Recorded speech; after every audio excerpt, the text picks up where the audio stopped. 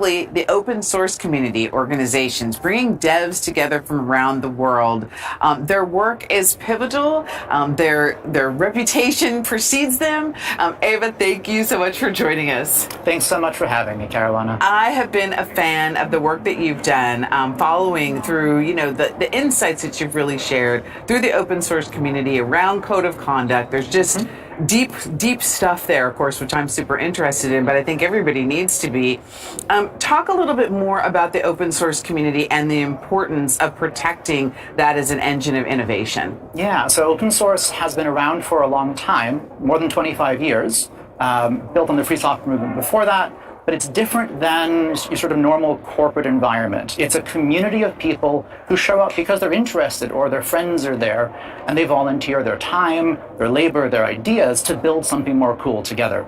But because of that, you need it to be a welcoming space. And our demographics are changing. Right. They are, absolutely. And, I think people don't often understand how much volunteer time and goodwill leads to important innovations. I mean, certainly we say that in all of the communities, but probably the most in the open source community. There's importance of contribution and connection. Why do you think that the relationships built in that community are so pivotal? I mean, I have friends that I've known for 20 years. I've gone to their wedding, I've seen their kids grow up, they've seen me go through all, job changes, life changes, so many adventures. These are folks that I end up sitting on a rooftop in a strange city in a different continent with multiple times over the past 10 years, 20 years we worked together. That's friendship. Yes. We change jobs. We still have that relationship, and I want to see them succeed too. Absolutely. And really being invested in the success of others, for me, is a hallmark of any community, certainly in open source. But really, how do you explain open source to organizations and individuals who aren't familiar with it? So to a business, the value is you have something to start from. Whatever product you're building, whatever service you're building, you can start with tools somebody else built that are like 90% of what you need. You modify them, maybe you fix some bugs, maybe build something on top. But like everything on GitHub, so much these days, from our Linux operating system that goes back to the 90s, to most of the stack in a smart light bulb or a smart fridge, everything is built on open source. The Mars rover had open source in it.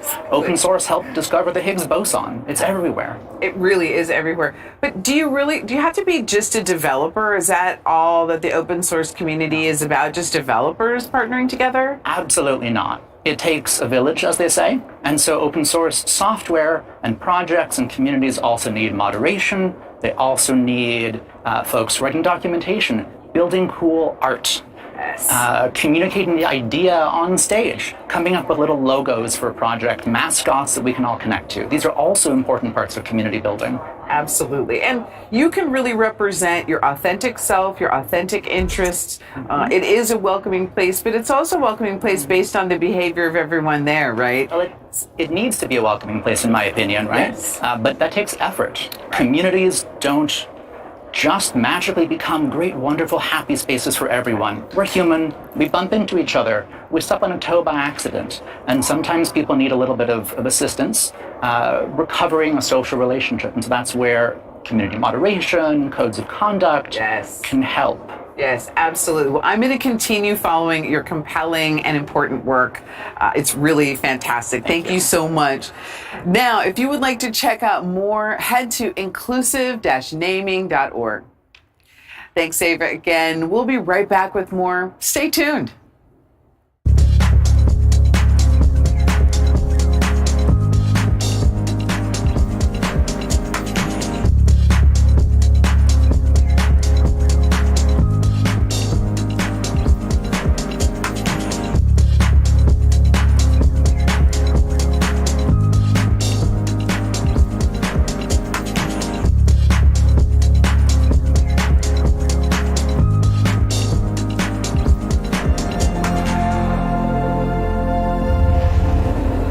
When you're sharing sensitive data with other organizations, you're probably concerned about privacy and security. The team at Intel is helping customers collaborate on AI projects do just that. Everywhere from operating tables to the offices of NASA. Please welcome Mansi Sharma, Intel's deep learning software engineer. How you doing, my friend?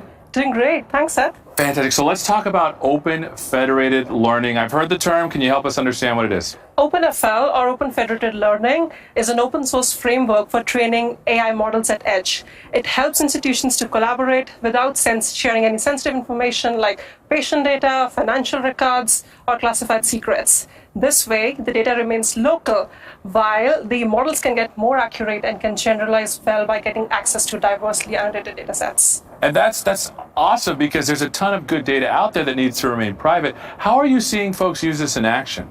Yeah, so Intel and University of Pennsylvania have jointly completed the world's largest healthcare federation study that leveraged OpenFL. So we studied MRI scans from 6,000 patients at 71 locations across 6 different continents to study malignant brain tumor cells. Using this unprecedented data set across the globe, we have been able to demonstrate an improvement in brain tumor detection by 33%. So this emphasizes that not just the volume of the data, but also the diversity is so important for AI models to generalize well. So it's literally saving lives is what I'm hearing. It looks that way. It's also being used by NASA's Frontier Development Lab to study the effects of radiation on astronauts. Since the data is private and the cost of transmitting data that could be generated aboard a spacecraft is high, OpenFL comes into rescue to train ensemble ML models. So this is cool. I want people to understand this because I know when we talk about machine learning works by getting data into the models, but there's a privacy issue with certain kinds of data. So what does it look like when you're training OpenFL models, but the data stays local? What does that look like? Yeah, so I think the data still remains local while the model moves to the data. And then what happens is that the models, the data, it gets trained on top of the models, and only the model updates get transferred back to a central location called the aggregator, and then they're sent back again. I see. So that way the data always literally stays local. Because I always thought there was some kind of like a little bit of data was sent, but the model is what moves and not the data, and that's what makes it a little bit safer. Is that right? Right, that's right. So as we're looking at this technology future-wise, what are some of the things we need to look forward to when it comes to this? Yeah, so although incubated at Intel with UPenn's collaboration, OpenFL is a truly open source community-driven project. And in alignment with those core values, we have recently moved to the Linux Foundation AI and data space to increase developer outreach and grow the federated learning community. Security and privacy have always been at our core, either through the use of technologies like Intel SGX or coupled with Grameen, or to the use of privacy-preserving machine learning algorithms. And we are very excited to announce that we will be soon launching an additional security add-on repository for security called OpenFL Security 1.0 that leverages Intel SGX and Microsoft CCF. So when it's up, participants will be able to run applications inside hardened enclaves, and that could be attested, using remote attestation. This is cool. We got about 30 seconds.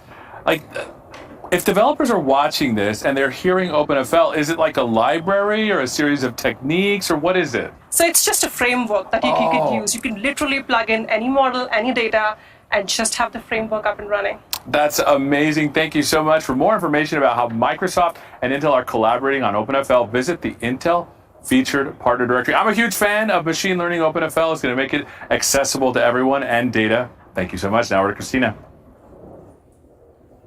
Thanks, Seth. I'm now joined by Mark Heckler. All right, so Microsoft Build, I gotta say, you're a Java developer. When we think of Microsoft Build, we think C#, we think .NET, we might think TypeScript.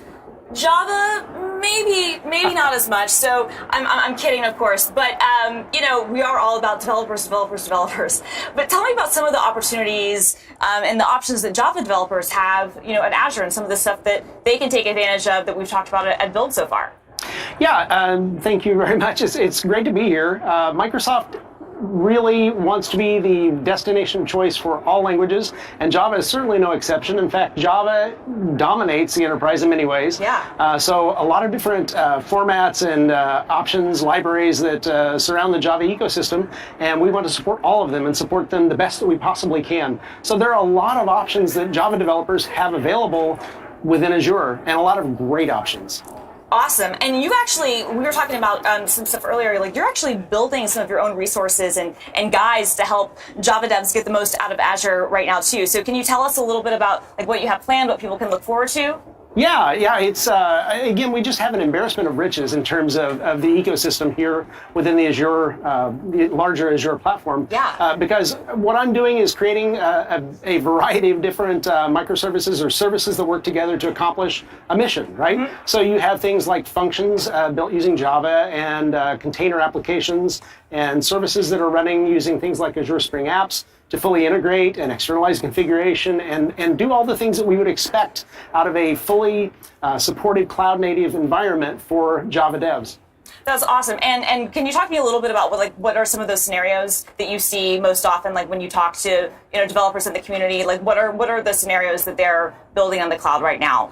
I mean, there are so many, but ultimately it comes down to a lot of different things. I mean, data is where we all live, right? Mm-hmm. And you see that more and more with all of the AI announcements, because if you have sufficient data, good quality data, you can do very good things. And if you don't have that, you can't do a lot, even with the best of intentions and efforts. So you have a lot of integration points, you have streams, you have ways of transferring data back and forth, manipulating and massaging that data and processing it. Ultimately, I hate to oversimplify it, but it's kind of getting the right information to the right place at the right time. And that's kind of how all of this integrates. And that's the scenario that I'm building.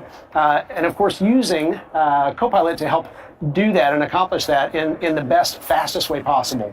Okay, you mentioned Copilot. So I do, as the resident as the resident GitHub person here at Microsoft Build, I do have to ask you a little bit about GitHub Copilot and some of the other Copilots we've used. What has your experience been using GitHub Copilot as a Java developer?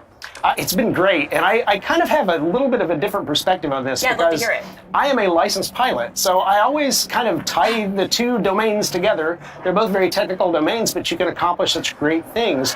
And I often kind of think about, in terms of aviation, and that you have certain aircraft that are rated for single pilot operations and other aircraft that are rated for multi-pilot, or you have to have two people on the flight deck. Mm-hmm. So as developers, many times we've kind of found ourselves in overly complex situations where we're kind of operating that two-person aircraft for a two-person flight crew, and we're doing it solo. So Copilot is really our co-pilot. It doesn't do things for us, it does things with us, and it helps facilitate us, help with the workload, help with the rigor and the quality and the speed with which we can produce what we need to produce. So I'm using Copilot with VS Code to develop software, to write tests. So it helps kind of assist with the coding. It helps maybe make my coding a little better. Yeah. I mean, hard to believe, right?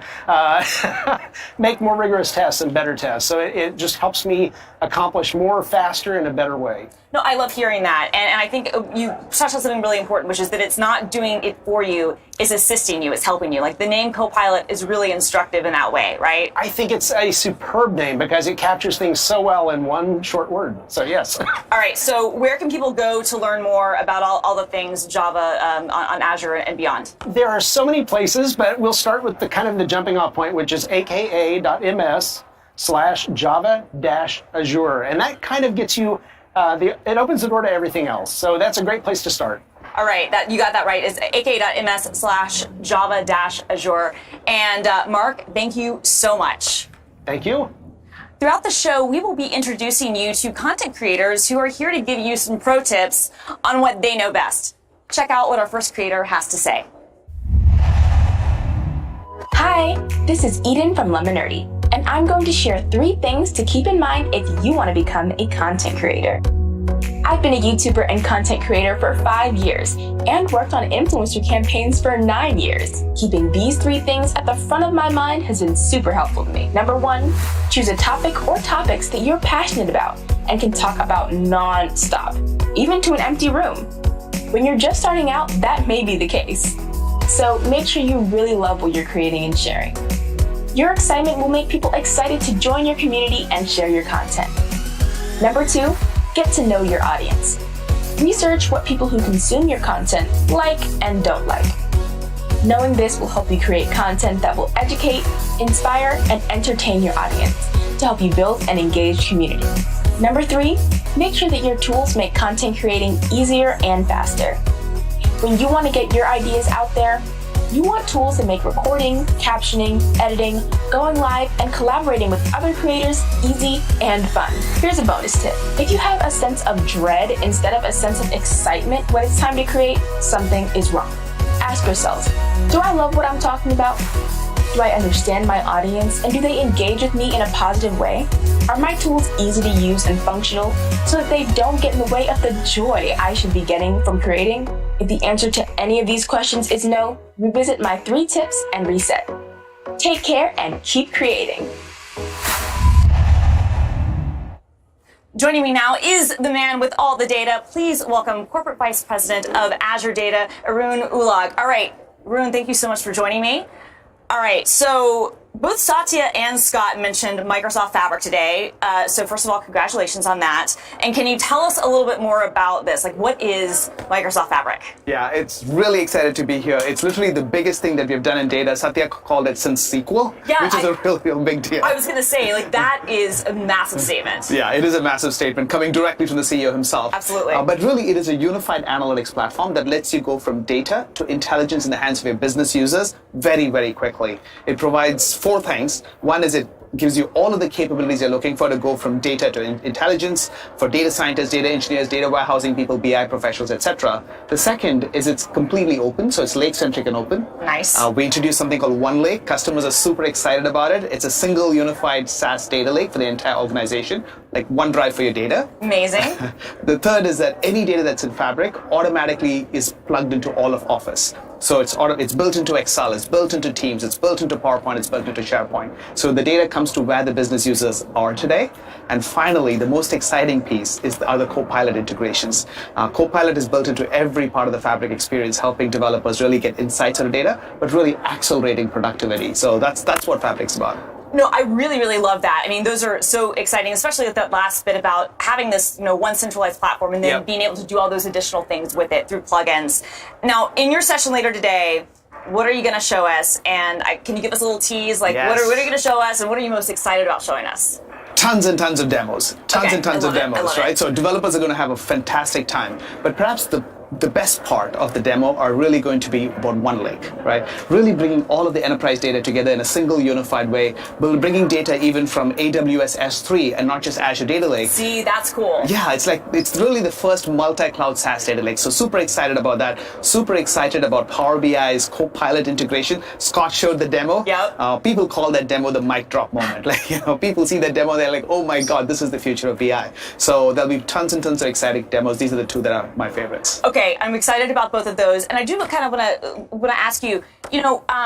A ton of work has been going into this, but can you talk to me a little bit about some of the engineering work that went into creating this platform? Because this is, as Satya said, the biggest thing since SQL. So can you talk a little bit about that? First of all, we're so happy that we can finally talk about it because we've been working in secret for 2 years now. Wow. But literally 2 years ago, it started with a set of Figmas. Literally, Figmas is all we had.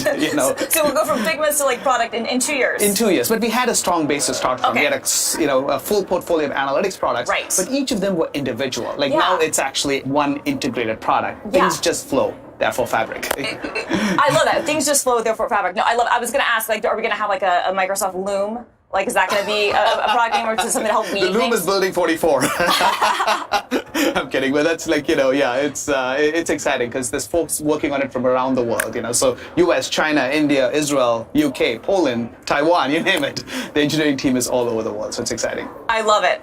I love it. All right, so where can our audience go to see what else is coming up here, both at Microsoft Build and beyond, related to Microsoft Fabric? So there's a session today at Build. It's at 4 p.m. Pacific time, so everybody should attend that. It's going to be a lot of fun. Yes. There's also an online session. It's called aka.ms/build with analytics. It's 2 half days starting tomorrow that goes deep into every aspect of Fabric. And by the way, Fabric is available for public preview today. So anybody can sign up. It just takes a few seconds. There's a free trial for 60 days. No credit card required, no Azure subscription required. I love it. All right, aka.ms/build Fabric. Build with analytics. Build with analytics. Sorry, Yes. Build with analytics. Yes. And check out your session today at 4 o'clock Pacific time. Arun, thank you so much. This is fantastic. Now we're going to head it back over to Caruana. Thanks, Christina and Arun. Excited for your session coming up later today, for sure. I'm just excited about Microsoft Fabric in general. So recently I caught up with Executive Vice President Jean-Philippe Guthrie. He also is the president of the National Transformation Partnership Group and has made it his mission to find inspiring stories of digital transformations across the globe. Check it out. Jean-Philippe, can you tell me what Entrepreneurship for Positive Impact is all about? It sounds so interesting. Yes, so Microsoft Entrepreneurship for Positive Impact Initiative is a global program that is unleashing social innovation coming from almost 900 changemakers in the world, coming from 64 countries. And those companies are either social entrepreneurs or impact tech startups. And what we do, we bring them three main benefits. One is really about out-innovating with Microsoft technology. Two is all about coaching them and enabling them to get most of the Microsoft ecosystem. And the third value we bring to the table is all about go-to-market so that their solution can be brought to our customers globally. That sounds fascinating. You know, I know that there's so much that businesses can learn from these change makers, but I'm really interested to know, what are you learning from them? What are you passionate about in this space as you work with these folks? As I work and spend time coaching, supporting many of those positive impact entrepreneurs, I've been learning really three main things. One, they are mission-led companies. It's all about their purpose and the way it aligns with one of the 17 UN SDG goals and the way they make a difference in the world. The second thing is they are building profitable solutions for the biggest problems in the world, whether it is climate change, racial justice, corruption, and more. They are building the solutions. And three, it's about driving a systemic change. So truly rallying all the parties, stakeholders involved to make, at the end of the day, a positive change in the world, either in terms of policies, products, new solutions, to get us to the 2030 United Nations Sustainable Development Goals agenda. How can technology accelerate this positive social impact that you're seeing throughout these organizations, beyond AI, but also including AI? You know, I've been 40 years in technology, and it's obvious to say that we are entering a new era of incredible innovation of generative AI. And what you can do with that when you're building technologies for good is amazing. One example is Submittable, a social impact platform using semantic kernel and GPT chat to make unstructured discussion a lot more effective for grants programs. A second example would be EcoVadis. This is one of the leading ESG ratings companies in the world, and we've been enabling them to do this huge data mining AI insights of ESG data through the Microsoft Cloud and AI stack. So that's what technology can do, is enable companies to drive their ESG needs by using those positive impact entrepreneurial solutions.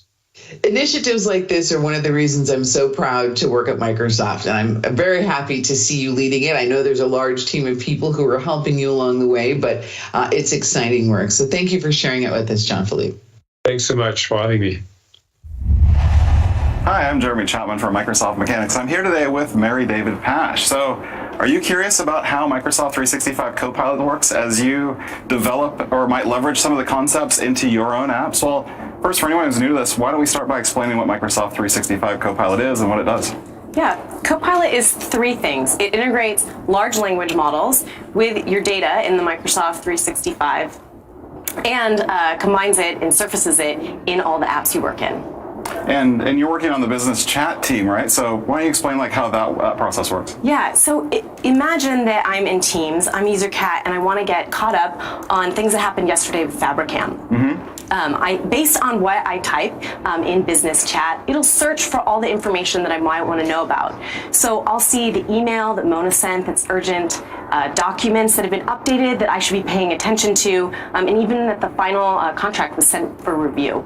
If I want to see where all of these things came from, I can click the references and expand it to see exactly where it's getting that content. Right. Importantly, these are all things that you have access to then as the user who's interacting with Copilot, right? Absolutely. So Copilot doesn't have access to anything that you wouldn't have access to already.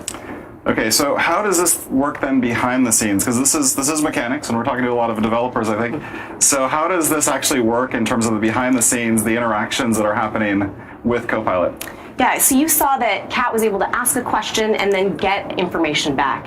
How does that work? It powers, basically the large language model is combined with the Microsoft 365 Copilot orchestration engine.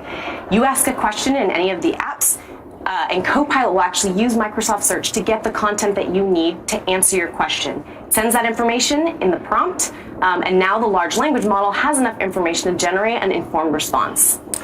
The real power here that I should call out is that this is all built on top of the Microsoft Graph. Mm-hmm. So as you saw earlier today in the keynote, this means that you as a developer will have ways to actually surface your content in Copilot experiences. Very cool. So this is basically an API that you can call to be able to do the search and also put content into your files. So how do we make sure, though, that the responses are always consistent in terms of meeting people's expectations?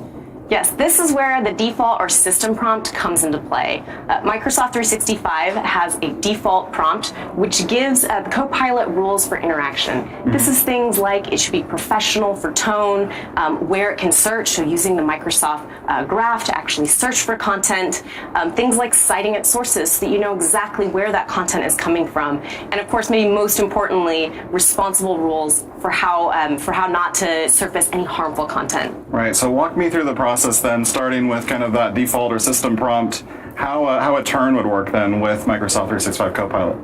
Sure. So you start with a question that you give to Copilot, and it'll append your question with that system prompt, along with any other additional information that's coming from Microsoft Graph. Right. All of that information forms one long prompt that you can send to the LLM, which now can generate the output that you'll see. And that's really an important concept, because what the LLM sees effectively and what you see as the user can be a little bit different. So what do we do then with this information in terms of the history from the prompts and the responses after the conversation's over? Yeah, so as you're asking questions and Copilot is responding, all of this gets appended into the conversation history that gets passed with each subsequent prompt. And that's how Copilot is able to have a conversation that you can build on. Mm-hmm. When you're done with that conversation, you can just sweep it away, start a brand new conversation from scratch. And that previous conversation isn't retained by the LLM, nor is it used to actually train the LLM. Right, amazing stuff. So thanks so much for joining us today, Mary. Hopefully this quick view into the mechanics of Microsoft 365 Copilot helps, and we hope it gives you some ideas in terms of incorporating these concepts into your own future apps. And you can even go deeper after build by checking out aka.ms/m365 Copilot Mechanics. Our mission is to empower every person and every organization on the planet to achieve more. As a part of our mission, Microsoft's Entrepreneurship for Positive Impact has aligned its efforts with the United Nations Sustainability Development Goals and is built on our key impact pillars. Entrepreneurship for Positive Impact is supporting entrepreneurs working to solve our world's most pressing challenges. Here is their story. So we're flying above Lake Powell, and this body of water is the second largest man-made reservoir in the United States that has dropped to historic lows, nearly 200 feet below its full capacity. What we're seeing is the result of a drought 1,200 years in the making. We're facing a global water crisis. That's affecting the generational capacity of Glen Canyon Dam, which generates power for almost 6 million people. This is an emergency situation. What we see now that's decided in the Colorado River Basin will be deciding water allocations for years, if not generations. I'm J. Carl Ganter, and I am CEO and founder of a company called Vector Center, where we're providing real-time course correction using live data and perception and reality around global water challenges. The world needs a new navigation system to understand these grand challenges, and that's why we're partnered with Microsoft to really define or design water's future. We need the best technologies, we need the best of innovations, we need to use data, we need to use the latest in artificial intelligence to measure perception and compare that to reality, and then deliver a dashboard system that provides real-time insights so that we can course correct, because the solutions that we find here in the Colorado River Basin may apply in India, may apply in the Middle East, but we have to do it faster. How we manage our water will define how we grow our food. It will define how we generate our energy. It will also define our cultures and our civilizations and our economic and social stability.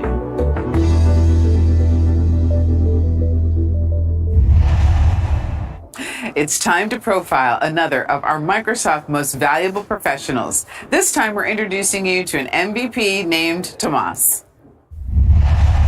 Hi, I'm Umayma Taluka and I'm a software engineer at Microsoft. Today, I'm really excited to be interviewing MVPs at Microsoft Build. I have Thomas with me, who's been an MVP since 2009, and he's from the Czech Republic. Can you tell us a little bit, Thomas, about your company? Sure. I'm running a small software company called Riganti. We are developing various projects for our clients. I'm also organizing conferences for developers, and I'm running an open source project called .vvm, which is a member of the .NET Foundation. That's amazing. So because you told me you were an expert in .NET, what are you most looking forward to in the industry? I'm interested in improvements in the .NET platform, .NET MAUI, performance, and things like that. And also, because we are using Azure a lot, I would like to hear new things about new options about like running .NET workloads in Azure, so Azure Functions, what's new there, Azure Kubernetes Service, Docker, and things like that. Yeah, so many features and services to look forward to. Anything specific to Microsoft Build? I think that it will be all about AI and what opportunities we are getting from there. So as a developer, I'm already starting using GitHub Copilot, and it's really great. So I'm looking forward to hear the news, what we can expect in the following months. That is amazing. Thank you so much, Thomas. Thank you for being with us, and enjoy Microsoft Build.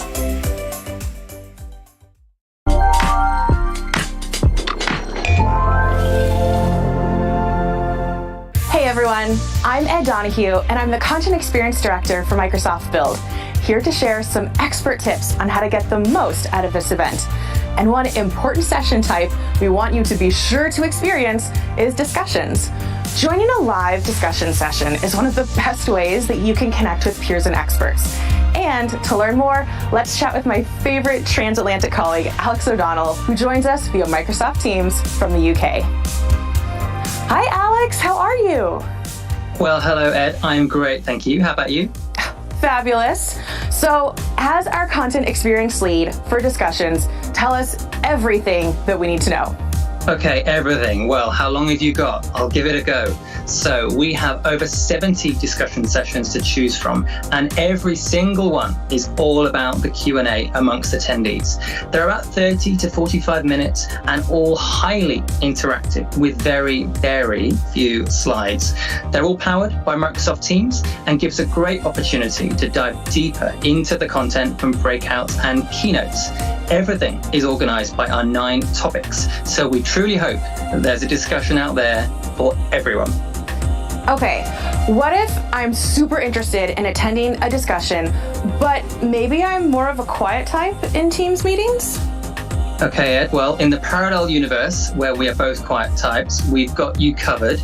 Everyone is welcome. No one's put on the spot. We've got Q&A in the chat too, and lots of people like to enjoy the questions and answers passively, and that's completely fine.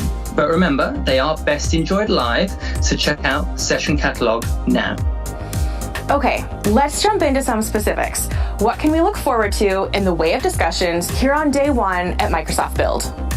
Well, Ed, we both know that having favorites is a very, very dangerous thing. However, to whet your appetite, of course, we have some Copilot and GPT-4 gems. There is an amazing Q&A panel that you have to check out.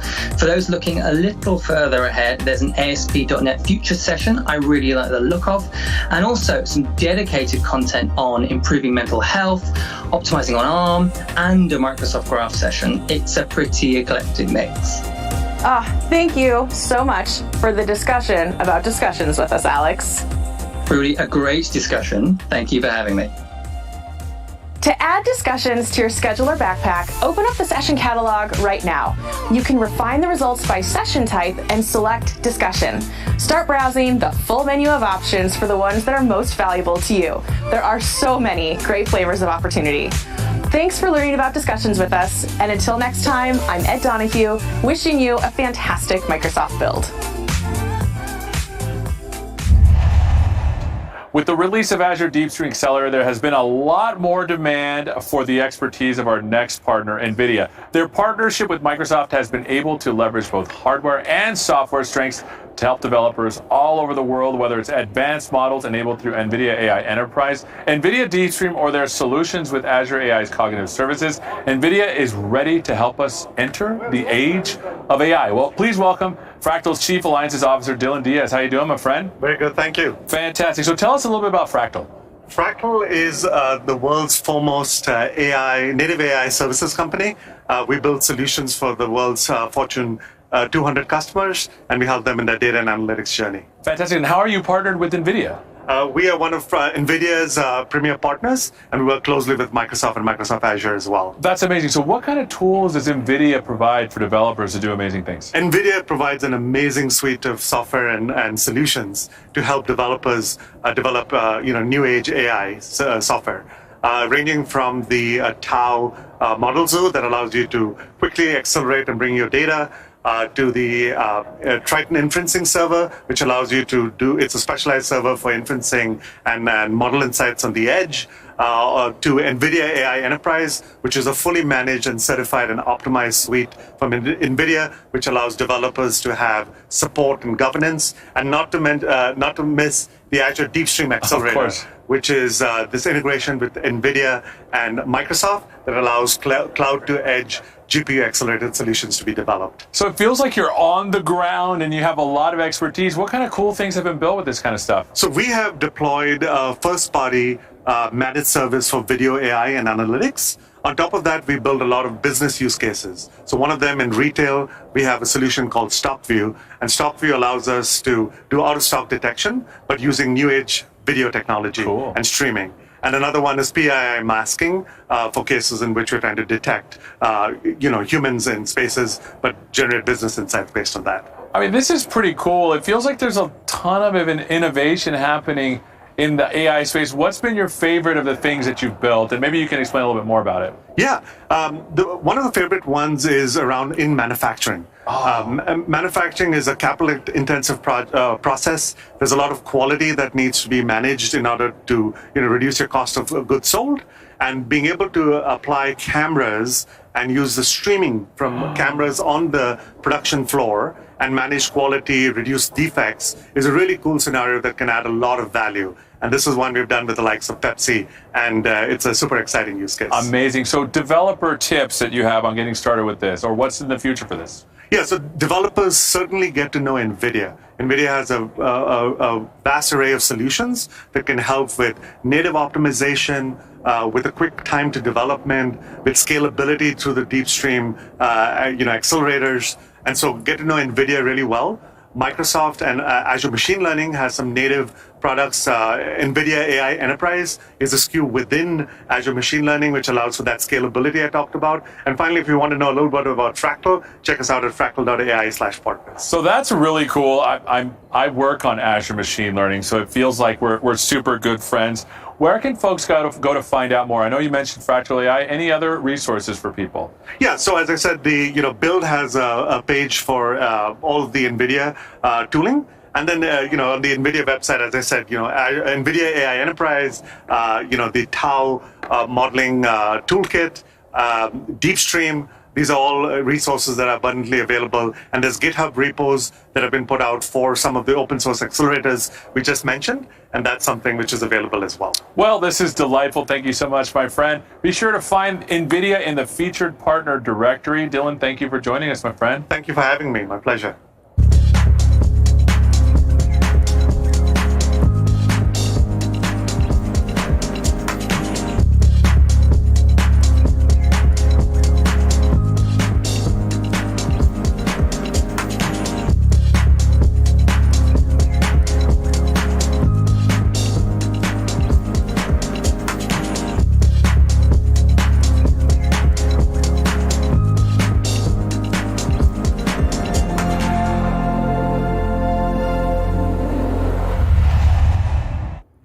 If you've been loving Microsoft Build but want more, don't you worry, we have you covered. And our featured partners are helping you take your experience to the next level.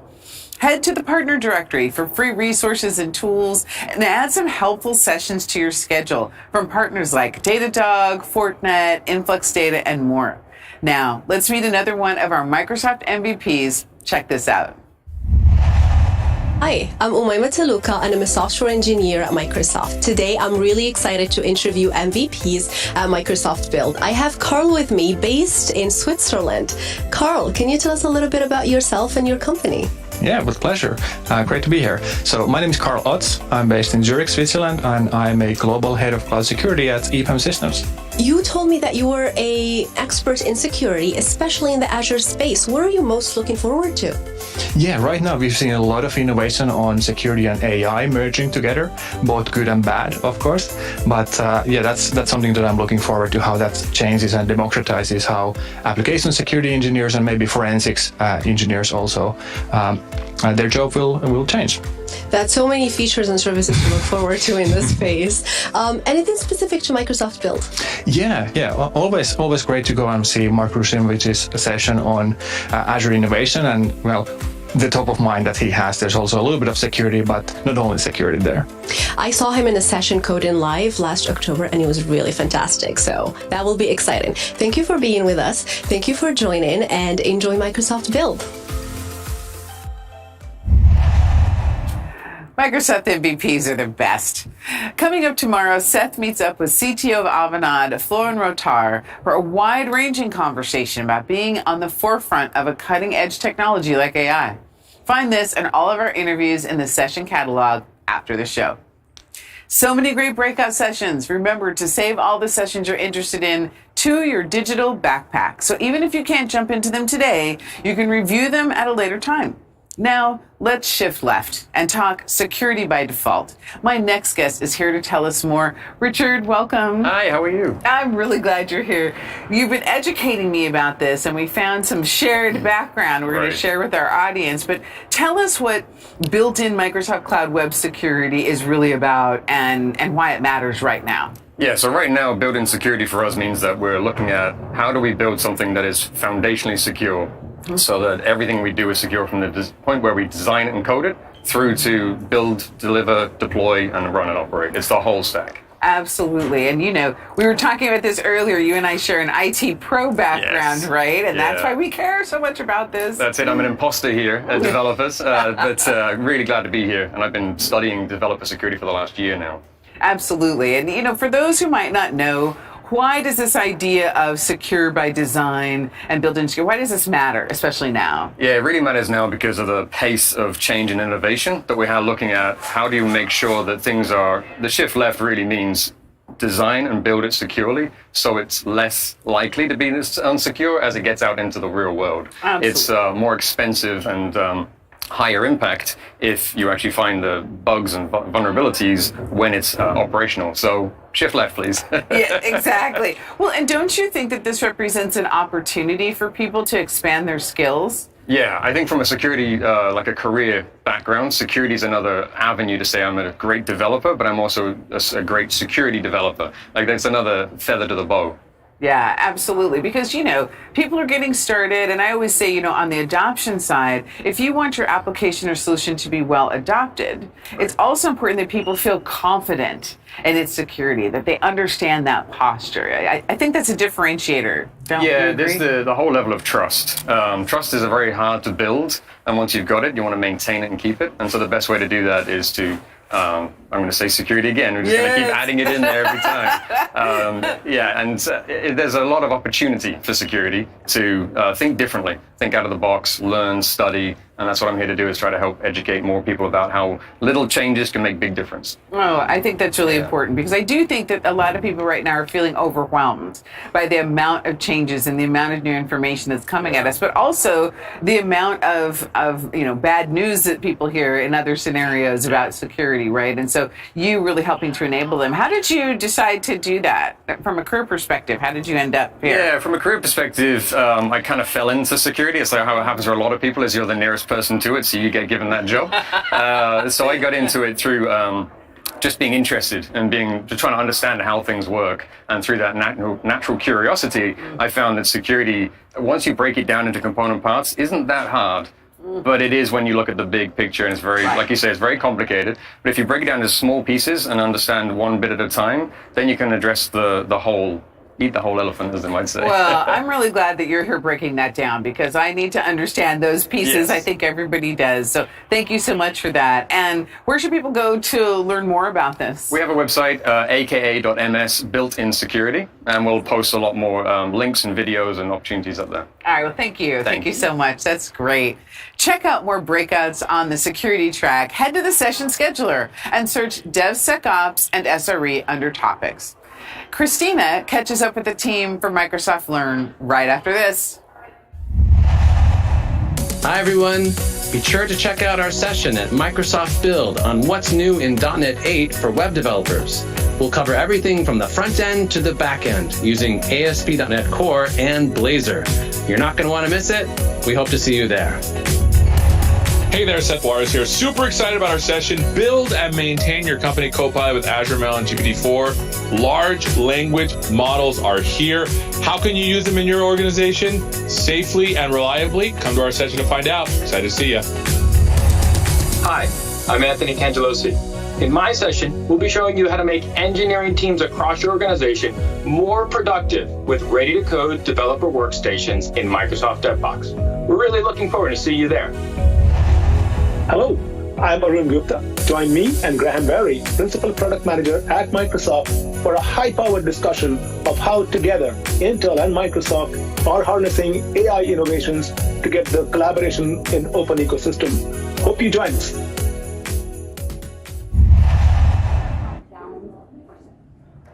It is always great to break some tech news, and I'm now here with some of my favorite people from the Microsoft Learn team to talk about some announcements, and we've got Erin Rifkin and Laura Longcore. Hey, welcome to both of you. Thanks for having us. All right, so I'm going to dive in. Erin, AI is obviously a really hot topic. We've been saying it nonstop, I think, so far at this event. And it's representing a really big focus for both of your teams, both in terms of how you're using AI to improve the learner experience, but also in how you're developing content for people to skill up as they're learning about this stuff. A little birdie told me, Erin, that Microsoft Learn has some new AI-powered enhancements. So can you tell us a little bit more about that? Yeah, absolutely. So with the availability of OpenAI, it's created so many opportunities and possibilities for innovation and how we can enrich the learning experiences. So today in limited preview, we are launching Microsoft Q&A Assist. It has several AI-powered features that are really cool. They're going to help you get answers to your technical questions.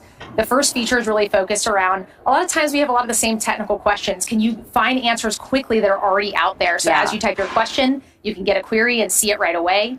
We have the opportunity to do a question coach. So if you think about it, sometimes it's hard to write a question right, so you can get the answer as quickly as possible. So we have some AI features that if you want to ask for help, it'll help you generate better questions, thinking about what's the context and what information needs to be there, and help you post that right away.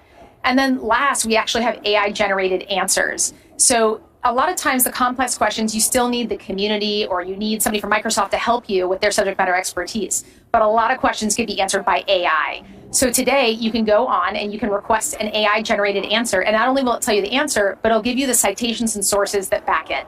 I love it. I love it. Now, Laura, I'm going to talk to you now because it's really cool that we have these AI enhancements into the platform, but there are also a bunch of new APIs, as you mentioned, and a bunch of new features that we've announced today. What can you talk to me about how learners can get skilled up in creating AI content? Like what can you talk to me about what that opportunity is going to be in terms of just how people can learn what they need to know to do these next generation experiences? Yeah, thanks, Christina. There's so much opportunity, and we really want everyone to think about Microsoft Learn as their trusted source for all your learning needs for artificial intelligence on our platform. And so we are very excited to announce some recent announcements that we've had around things like how to take best advantage of Azure OpenAI, how to build chatbots, and how to be able to go and leverage infusing intelligence into your applications by using the Power App AI Builder, as well as leveraging GitHub so you can get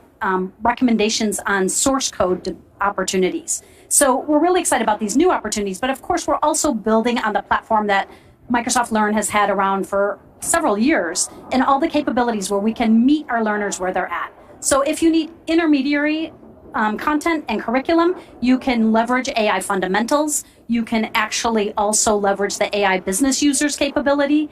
We have a full curriculum and content development of all of our AI documentation for all of our services, as well as our certifications for those roles that need deeper certification capability.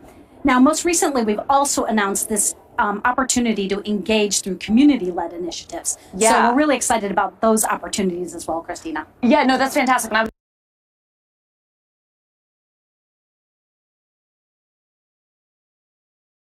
actually, that's the perfect segue. I was going to ask you about community, and also people can go to aka.ms/learnwithai if they want to learn more to get started. But talking about community, there's been a lot of chatter about these new updates, and you also recently announced that the Microsoft Learn community has some new announcements. What can you tell me about that?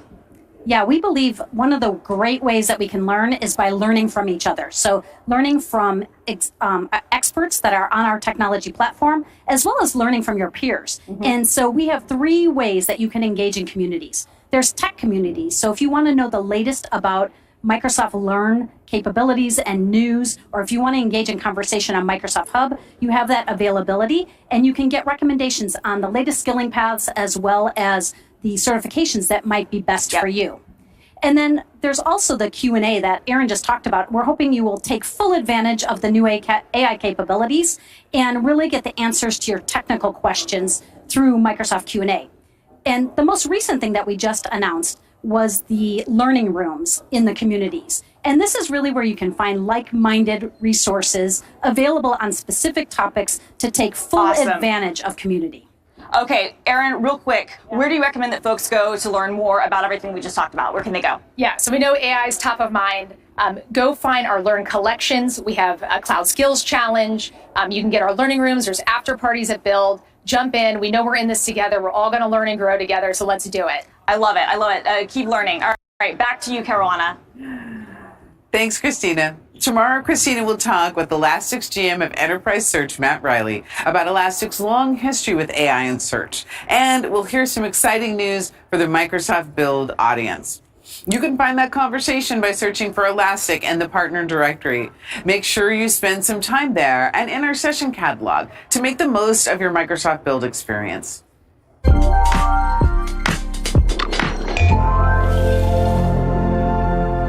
Hey everyone, I'm Ed Donahue, Director of Content Experience for Microsoft Build, and I'm excited to share an opportunity unlike any other to get individualized support for your toughest challenges, one-to-one consultations. Joining us via Microsoft Teams from Seattle, Washington to tell us all about these unique sessions is Priyanka. Hey Priyanka! Hi Ed, thank you for having me. Oh, I'm so glad you're able to join us today. I'm hoping that you can tell us, for those who aren't familiar, why everyone should be rushing to book a one-to-one consultation. One-to-one consultations are 45-minute sessions where you get to meet a Microsoft engineer on Teams and receive customized support. Since it's going to be just you and the engineer on the call, you can ask a wide variety of technical questions across multiple products and services. Also, our consultants tailor the consultations to meet your unique needs and are eagerly waiting to help you with whatever questions you may have for them. I love that. What are some of the common reasons that an attendee might want to book one of these? It can be anything that can help a developer improve their work. And starting from something, as simple as looking for documentation for developing your first app.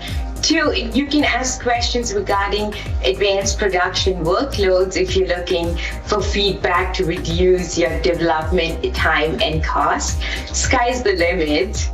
Oh, wow, that is such a great opportunity. And while the sky's the limit on what you can ask our experts, it feels like with the ratio of 1-to-1, there may be a limit on how many sessions are available. That's right. So book your one-to-one consultation as soon as possible. They are only available on day 2 of Microsoft Build, so they fill up fast. Priyanka, thank you so much for joining us. Thank you, Ed. As we just learned from Priyanka, space is limited, so book your one-to-one consultation today before they fill up. I'm Ed Donahue. Thanks for taking this time with me to discover another great way to get the most out of Microsoft Build.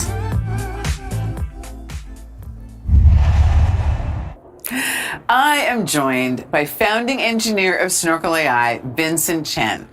Welcome, welcome, welcome. I'm super glad that you're here. I think we have some really interesting things to talk about.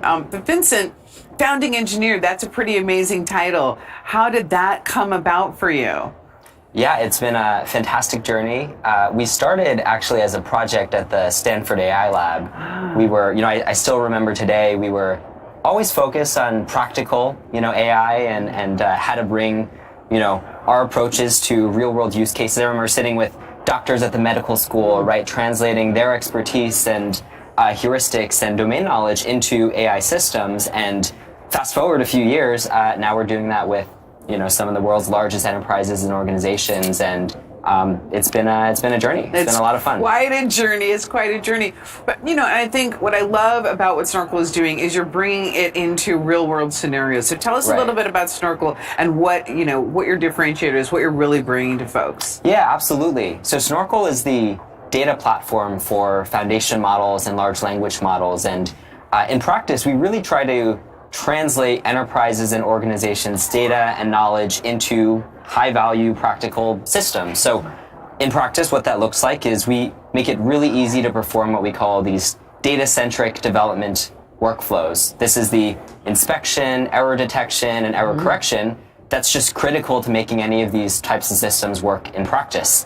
Now, what's special about Snorkel is that instead of doing these processes manually, we make it really easy to programmatically detect and correct errors in systems. So instead of, say, manually reviewing thousands and thousands of documents, we provide heuristics, rules, functions to scale up and automate that process. And, we've seen our customers go from, 10 to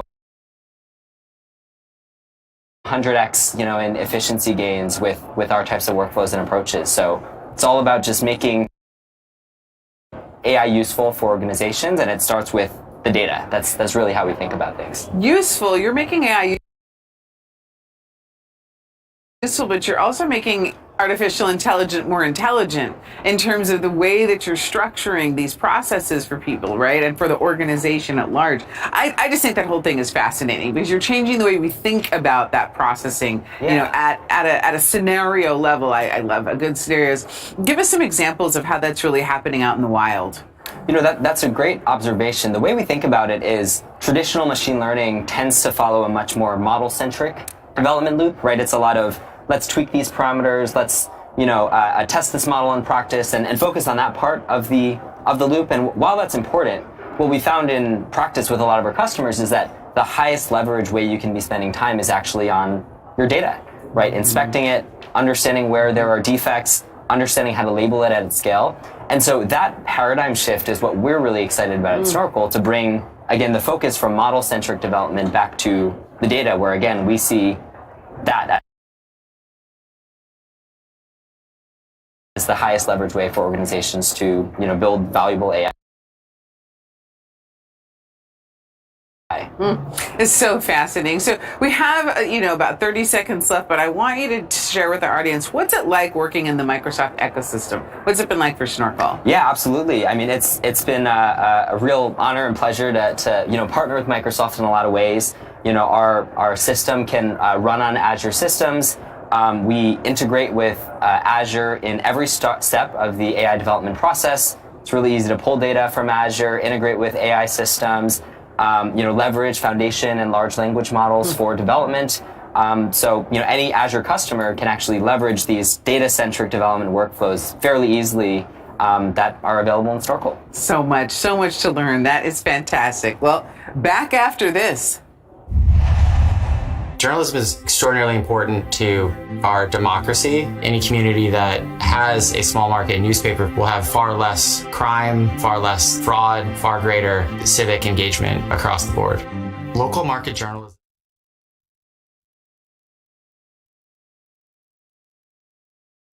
that have been around for decades, if not longer, in small markets, creating news deserts. One of the latest reports said that 53% of small market newspapers are convinced that unless something changes dramatically, that they're going to go out of business in the next 5 years. Noda's mission is to take the largest innovations in machine learning and artificial intelligence and apply it to the smallest publishers in the marketplace to generate new revenue streams, generate engagement in their local community, all of the things that help a news organization thrive. The future of storytelling is agnostic in terms of the platform that you're trying to tell it on. And that's the superpower of what AI is bringing to bear within journalism. Noda Sum optimizes an article for SEO-generated headlines, for key points, for pull quotes, for summarization overall, for meta tagging structures. It does the heavy lifting from an automation standpoint to ensure that there's a lot more organic traffic going to your article almost instantaneously. Noda Vid takes that same article, summarizes it in a video, all tagged and structured to get organic traffic to your site, but in a completely new and more dynamic format than if you just created an article. What that does for those smaller newsrooms that have no access to any studios or video capabilities is allow them to have them for the first time, so that you're telling one story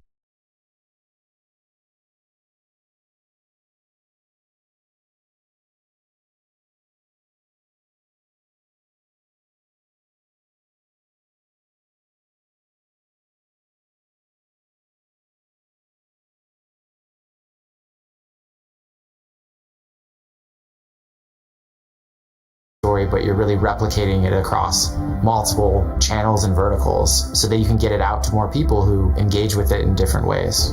The future of local market journalism seems a lot brighter when you can 3x your ad revenue or 10x your ad revenue almost overnight with no infrastructure changes, no additional personnel, no technical expertise needed. Microsoft Azure OpenAI Service was a game changer for us. We're using 3 large language models within that instance to help us develop technologies that really automate a lot of these back-end needs. It is a companion to what you're already creating, ideally making things happen for you far faster than you can do on your own. And that's a real power of our partnership with Microsoft. And just like that, it's time for our next round of sessions. Coming up on this stream, Scott Hunter leads a discussion on building and scaling cloud-native intelligent applications on Azure. But first, Christina, from your vantage point as a senior developer advocate for GitHub, what's really resonated with you so far? Is it safe to say GitHub Copilot X? I mean, obviously, GitHub Copilot X, as we like to do, is fantastic. All the stuff, GitHub Copilot Chat, we're seeing some really interesting things. All the Copilots, I have to say. But I really loved talking to Arun about Microsoft Fabric. Like, that's really exciting, too. I agree. And also, you did an interview with the folks from Microsoft Learn, and I think, the learning components, they're actually using these capabilities in the systems that will help teach everyone else how to use these capabilities in their systems. No, I mean, that's what's so cool about it is that we are creating learning resources to skill people up on AI, but we're also using AI to make those resources better. So it's this weird kind of circular, thing. I love it. I'm really, really excited about it. And I'm excited about the sessions that we have coming up the rest of the afternoon, as well as all the stuff tomorrow, too. Yeah, absolutely. Well, and what I like about this too, and I happen to like about more modern, events like this is you can go to the sessions, but you can also bookmark them in your digital backpack. Yeah. You can look at them online. I keep sessions in my backpack for reference for the speakers. Totally. Because I want to follow those speakers on LinkedIn or on Twitter or wherever they may be, Twitch, whatever it is, because you're always learning from the people that you meet at events like this, whether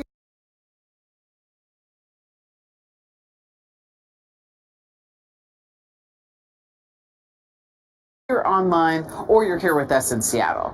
No, I mean, I think that's such a great point. And that's actually one of my favorite things too. Even if you're here in person, there are great opportunities to catch up on stuff that you might have missed, and it's a great opportunity, regardless of what your schedule is, if you're online, to, as you said, add those things to your backpack, come back to them for future reference. I know you and I, we've been running around all day.